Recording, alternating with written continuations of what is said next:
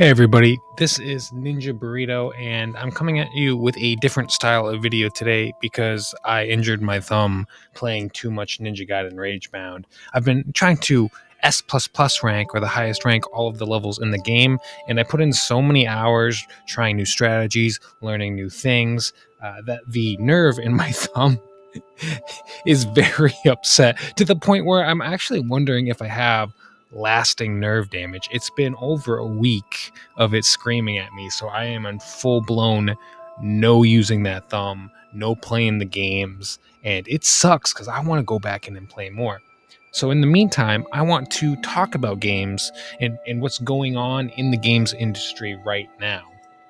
And in particular, I want to talk about the Xbox versus PlayStation console generation that we've been going through these past few years, because it's no secret that when it comes to consoles, video game consoles in the living room where you can sit on the couch and you can play your console, PlayStation has been winning for a little while now. Xbox always was the underdog, but dominated in so many ways due to its library, its innovations, and it has had a bigger impact on the games industry changing, I would say, than PlayStation. But in terms of units sold and games sold, PlayStation has dominated that console market. And I think that's really interesting because the different styles in the Western companies versus the Eastern companies, one is more reserved and safe and reliable, and one is more mixing things up and doing something new that has lasting changes. And that is the origin of the original Xbox. I mean, they went from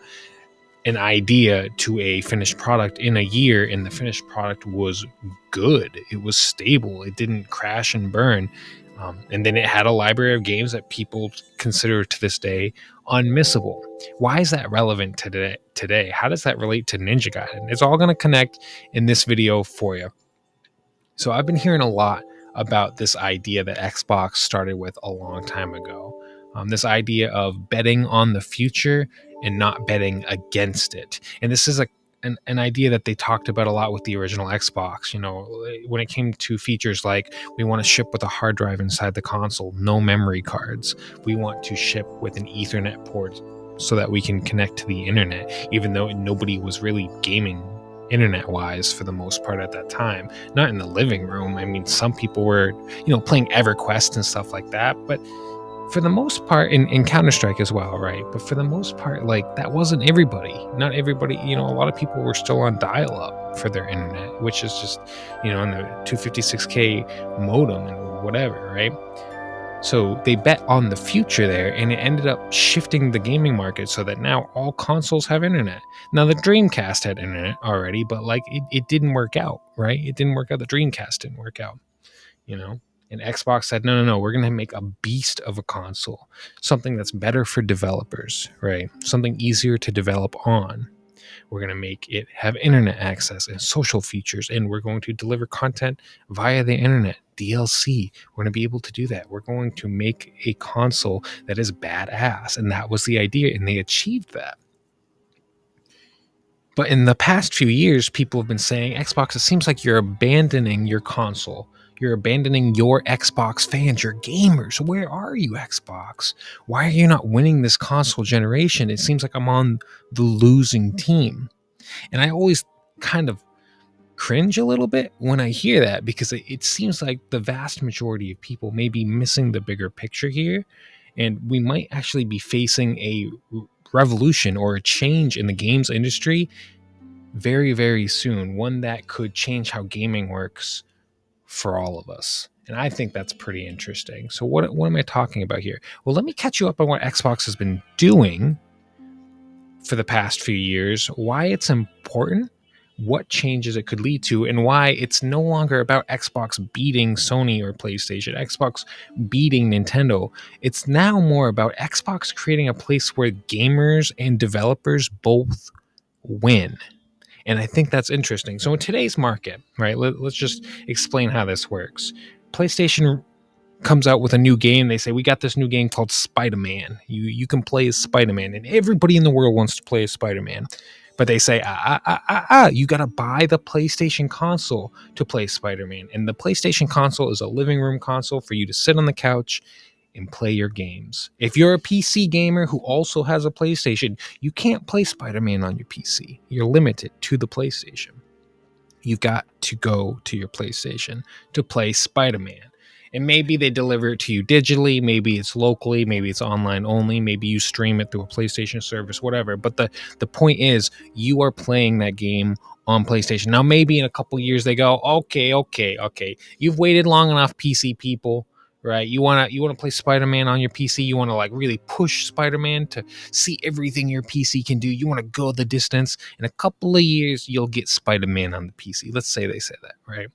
And then PC gamers go, oh man, this old game, I can finally play it, right? And then they play it.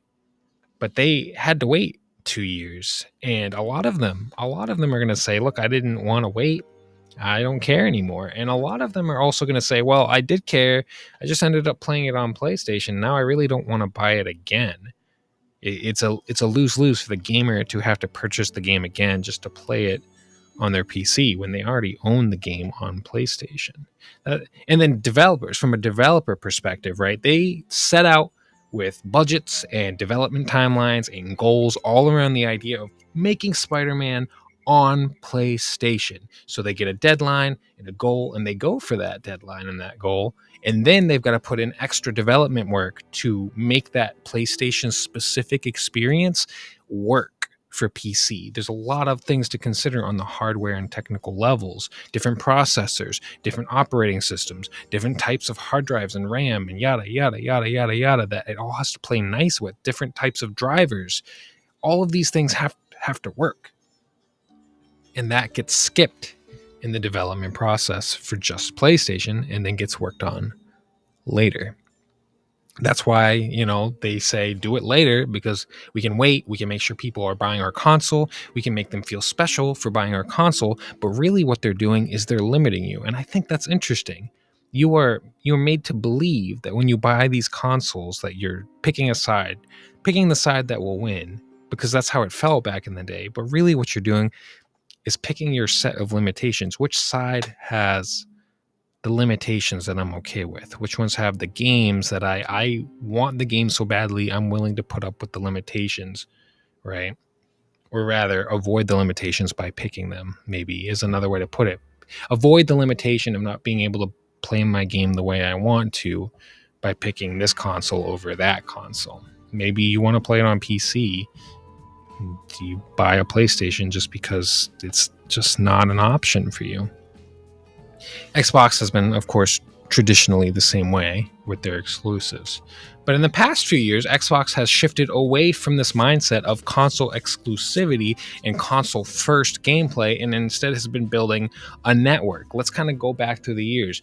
In 2015, Xbox did a notable backwards compatibility push to take all of your old games and say, these are your games that you own. You should own them forever. These are the games you bought. So if you bought them on Xbox 360, we want you to have them on Xbox One. We want you to have them on Series X. We want you to even have them on PC, if possible. We want you to have your games, your Xbox games, wherever you go. This is a gamer wins moment, because now you're not needing to repurchase your game on Xbox One that you bought on Xbox 360. You can just buy it once and you have it. This is a huge win for gamers.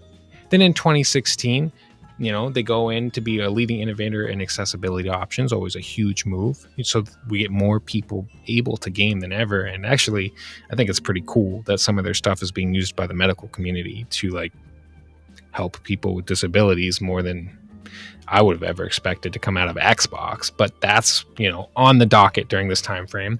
And then a year later after that, we get what? Xbox Play Anywhere in 2016. Now, what is Xbox Play Anywhere? You're all familiar with how this works.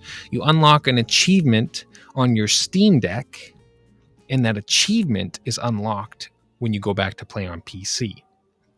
That's Xbox Play Anywhere, but for Xbox. When you play on your phone, you stream from the cloud, whether you play on your Xbox Or if you play Minecraft on your Windows PC, your achievement unlocks. So if I have an Xbox and a PC running side by side and I'm playing on the Xbox and I get an achievement, that achievement pops up on my PC saying, hey, you just unlocked this.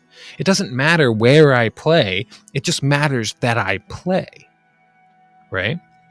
And so that's Xbox Play Anywhere. And then a year after that, we got Game Pass in 2017. So now, think about the concept. You can play your games and own them and bring them with you wherever you go. So that's game permanence and preservation for you, the gamer. You can now play those games any way you want, and your progress, your achievements, your everything, it doesn't matter how you choose to play. It's just that if you choose to play, you played, and you don't have to redo the things that you did already. Your save file, your everything, it's coming with you no matter how you go in the Xbox ecosystem. And I know other ecosystems have this right now, but this is going to be important soon, trust me. Then you get Game Pass. Hey, if you don't own a game, here's a bunch of games. Now you can play them wherever. You can play this game on your phone. You can play this game on your Xbox. You can play this game on your PC. There are some limitations and growing pains there, but then at the very least, they give you warnings like, hey, this one doesn't really run that well on handheld, but also that's because it was developed without handheld in mind. Right? The developers weren't making that game for Game Pass. That game got put on Game Pass later after it had already been made, right? But now we start to see a lot of games come out on Game Pass day one, and they're specifically designed for handheld as well. It's not just a console or PC game. It's designed to run well on your phone when streamed to it as well, with a smaller screen and tighter controls, so that no matter where you play, if you choose to play on your cell phone, if you choose to play on your console, if you choose to play on your PC, you get the same quality experience across the board. That's no easy feat, considering the differences in technology, hardware, accessibility options, graphics, control, heating, yada, yada, yada, yada, internet connection. All of this stuff changes from device to device. How do you create something that makes it so Xbox can serve you quality content and games no matter where you decide to play in their ecosystem? So they've expanded their ecosystem from console to console and PC. Then they expanded it from console and PC to console, PC, and phone. What's next? Right? That's where we see after 2017 and 2021, that's when we got xCloud, where you start playing on your phone and you don't have to download the game. You can have it streamed to you. It's a technology that we messed around with in multiple areas throughout 2010 to 2020, but it just never really took off because of the technological limitations. But now in 2021, that's that full stack that they focused on, back end, front end, the whole 9 yards. It's a quality gaming experience even on a weaker internet connection, is what they claim, which is incredible. Now, obviously your mileage will vary, but it's impressive, the improvements that they're making to all of these systems. So now we get to the question of, okay, Xbox, so it seems like you're doing all these things that are supposedly for gamers, but if I'm the type of gamer, an old school gamer that just wants to play Call of Duty on my Xbox, it seems like I've been left in the dust. I got a console, that console generation isn't winning. We had a couple of rough console generations where we weren't even focused on games. It just feels like you're doing all these things, you're leaving me behind. But what if I told you they're not leaving you behind, they're shifting the way we think about games? It's about how you play. Why would you buy an Xbox? It used to be, I want the exclusive games. But what if now you get to choose? I want to buy an Xbox because it's in my price range. I want to buy an Xbox because it's a console. I want specifically a console because I want to sit on my couch when I play.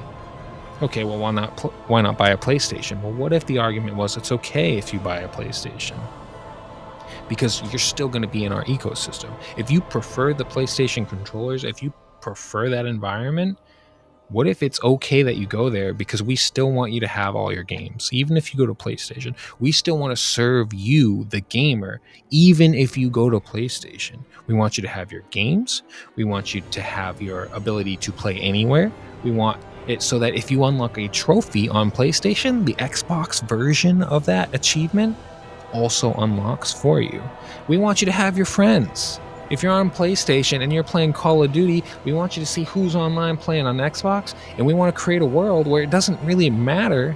You can play with your Xbox friends on your PlayStation and vice versa. That's the world that they're trying to create, a world that removes all the limitations and segregation in gaming to create one platform that is all encompassing and all inclusive so that you always can play your games. You can play them however you want, wherever you want, in your bed, on your couch, at your desk, at your PC, on your phone, on a plane, and you have access to all your friends. You have access to all your progress and save files. Imagine if you could play Call of Duty on PlayStation and then Xbox services say, we have your save file. So if you go pick it up on the Xbox, let's say you have an Xbox and a PlayStation, you can have your save file and pick up right where you left off. And now that might sound like, yo, I don't want my choice of console to be between which one do I like more, because it seems like Sony's just going to win. They're going to have more exclusives. It's like, well, listen, you have options. You can get the ROG handheld. You want the Nintendo Switch for Xbox? You can get it, but it also includes Steam games. So why do you need a Steam Deck? Myself of all the time. It's something that Final Fantasy 16, I'm going to be downloading it on my ROG Ally X and playing it on the way home. So I love that. But I would like to just hear about the decision to make sure like that was front and center in front of every new game that that was shown in this showcase. Yeah, we try to really be led by what the community is doing when they play. And more we're seeing people play the same game in kind of multiple locations, and making sure that my progress always counts. It's one of the things Ken Lobb, who's one of our creative leaders in our studios, always hits, like, be respectful of every hour I spend in your game. It always should count.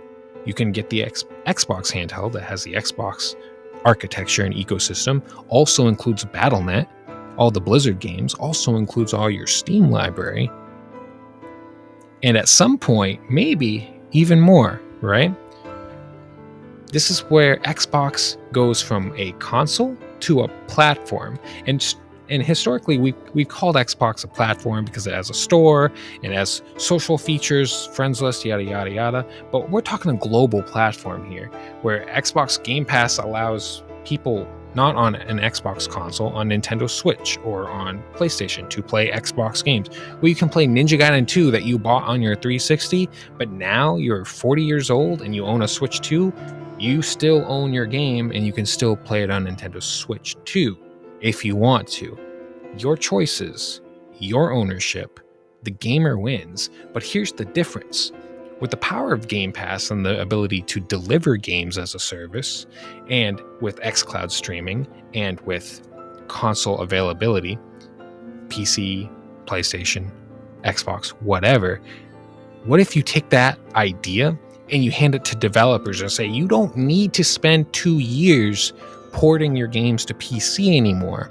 We're going to create a developer platform that makes it easy for you to design a game for the platform, and it will automatically know how to scale down and tweak everything for you, as automatic as it can be, so that you don't have to spend 2 years creating the PC version. You create one version and it's going to work everywhere. It's going to work on PlayStation because we're streaming games to PlayStation. It's going to work on Nintendo because we're streaming games to Nintendo on our platform.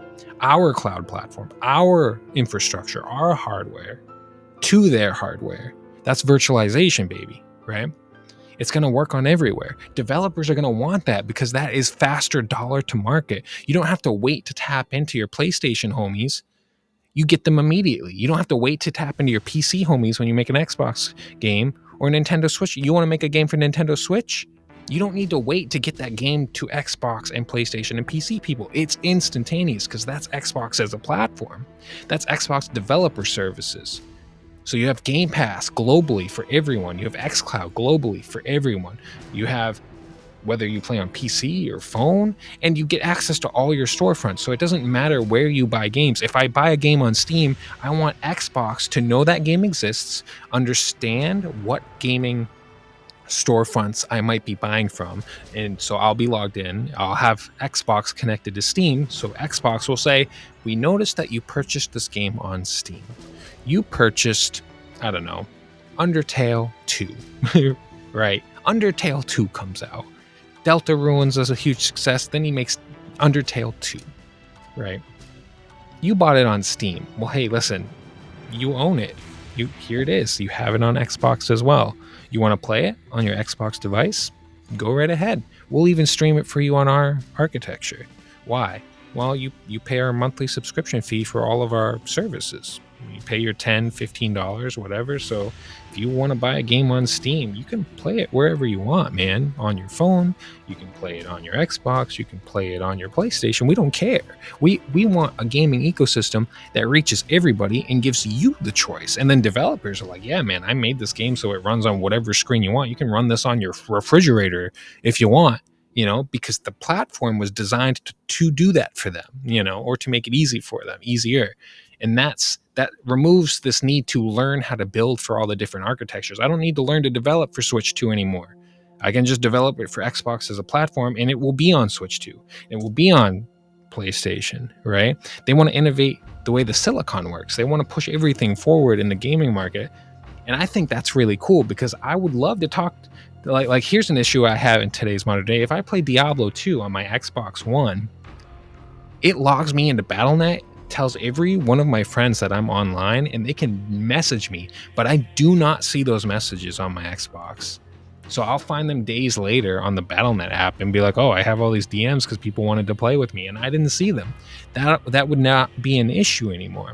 I could do that on PlayStation. I could play like a Ratchet and Clank game on PlayStation, and my Xbox homies playing Call of Duty could see that I'm online and message me and say, do you want to come play Call of Duty? We're on Xbox right now. And I, from my PlayStation, boot up Game Pass or xCloud services and stream that game so that I can play with them. Or, cross-server technology is not new, or I don't need to cross-server. We can just get into a lobby together.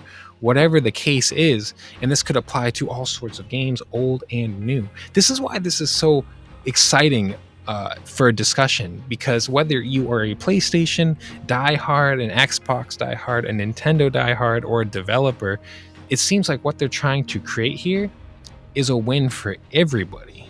So if you want to stick with Xbox consoles, you love those controllers, you love that ecosystem, you're not losing anything by doing that, right? You can still do that. And you might say, but I'm not getting exclusives for being there. But exclusive shouldn't even be a part of the discussion. You should be able to play any game, anywhere, at any time. Wouldn't you rather that be the case? Wouldn't you rather be able to play Mario from your Xbox if you so wanted to do so? Now, I don't think they'll ever get Nintendo on board to do that. But at the very least, you'll be able to play whatever's available everywhere. Right? You'll be able to play whatever Xbox and Microsoft want to make. I can see a world where you play that on PlayStation if you want. And I can see a world where PlayStation gets on board, because we've seen Sony start to make some of the changes, just like we saw in the Xbox era, where Xbox really showed Sony, hey, you got to actually innovate here. You actually have to push this industry forward, or we're going to do it for you. Sony lost console generations over that. And so I can absolutely see Sony saying, you're right. Our games need to be available everywhere so we can tap into all those markets. And then if you want to get a PlayStation game on Sony, hey, let's put it on Game Pass. Let's put it on Game Pass and get Game Pass on Nintendo. Then at least the Nintendo players can play what they want as well. I don't think we'll ever see Nintendo Game Pass, where it's like, well, I mean, we could. They've kind of tested the waters with like if you subscribe to our service, you get access to Ocarina of Time on the Nintendo 64. Just reverse that and imagine that on Xbox, right? Where Xbox as a platform says Nintendo services for an extra $10 a month, you'll get access to your Nintendo games as well. That's a world I could see existing, where both companies can shake hands and work towards the benefit of gamers on both platforms. I don't know if we'll ever see that, because I think Nintendo cares a lot about their hardware sales. But here's the secret to the industry sauce. Consoles are usually a net loss. Like, you sell consoles, but that's not what's making you your money.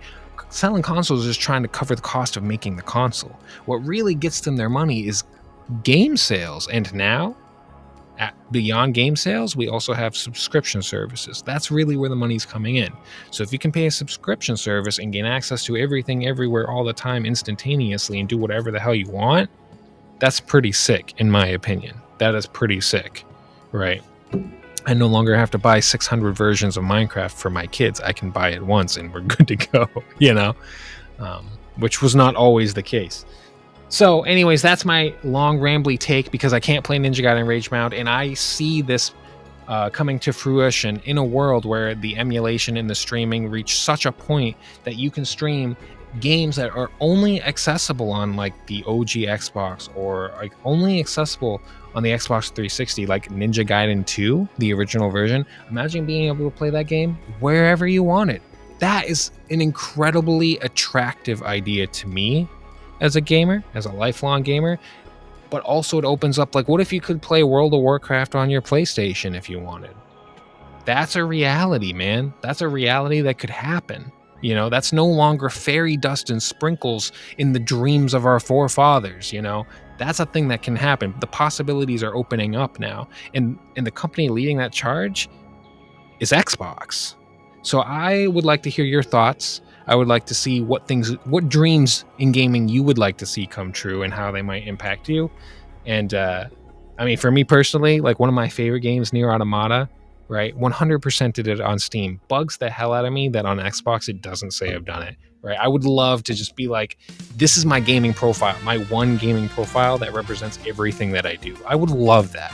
That would be so cool for me. Like, yeah, I have 10,000 hours in this game on this platform, and you can see it everywhere, right?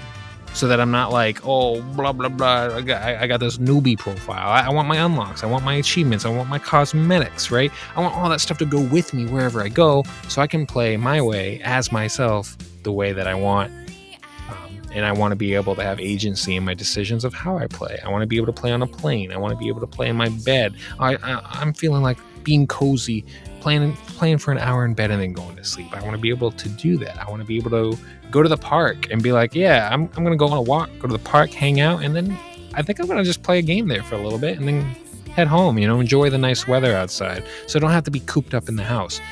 That's a world that I want to live in, man, and I don't want it just to be restricted just to Steam Deck and Switch 2 or just Xbox games, just Steam games, just Nintendo games. I want all of it. And we're going towards a point where that's possible. I think that's incredibly cool. I think that's a big vision that Xbox has.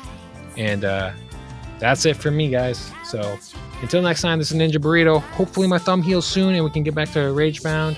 And then hopefully as well, it will be in good shape for Ninja Gaiden 4. I'm a little nervous, but I'm sure it'll be fine. All right, until next time, see ya.